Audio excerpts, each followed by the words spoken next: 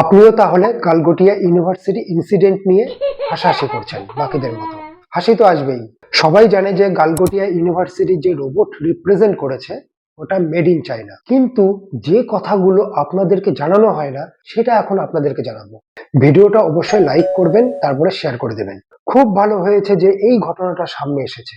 আমাদের দেশে 400-রও বেশি প্রাইভেট ইউনিভার্সিটি আছে, আর গালগোটিয়া ইউনিভার্সিটি কোনো ওয়ান অফ ইনসিডেন্ট নয়। ক্লিয়ার করে বলছি, প্রথমে আমরা কি করতাম, চাইনিজ প্রোডাক্টগুলোকে ইমিটিয়েট করতাম, তারপর আমরা রিব্র্যান্ড করতে শুরু করে দিই। আর এখন তো আমরা পুরো একটা একটা মিথ্যাকে পাবলিকেট করা শুরু করে দিয়েছি। কিন্তু এই প্রাইভেট ইউনিভার্সিটিস গুলো এই মিথ্যার আশ্রয় কেন নিচ্ছে এটা বোঝা কিন্তু খুব জরুরি।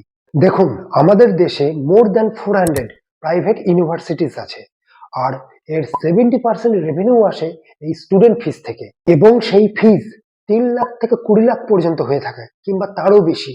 এইবার পয়সাওয়ালা পেরেন্টস, যাদের পয়সা রাখার জায়গা নেই, তাদের বাচ্চাকে কোন ইউনিভার্সিটিতে ভর্তি করবে সেটা কিভাবে ডিসাইড করবে? ওটা ডিসাইড করে ন্যাক আর NIRF এর র্যাঙ্কিং। এই র্যাঙ্কিং এর কিছু ক্রাইটেরিয়া আছে। যে ইউনিভার্সিটি ভালো রিসার্চ করবে, যার ল্যাব ইনফ্রাস্ট্রাকচার ভালো থাকবে, যে ইনোভেশনে বেশি ইনভেস্ট করবে, তাকে রিওয়ার্ড করা হবে, অর্থাৎ র্যাঙ্কিং দেওয়া হবে। গেম এহি সে শুরু হতা হে মেরা দোস্ত। এই র্যাঙ্কিং গেইন করার জন্য ইউনিভার্সিটি গুলো ওপর বেশি নাম্বার দেখিয়ে দেয়।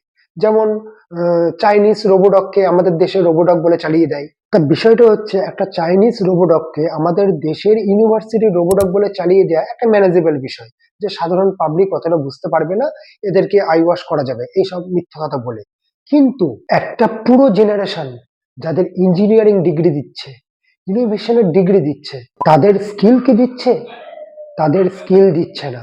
তারা কোথায় যাবে? কমেন্ট করে জানান।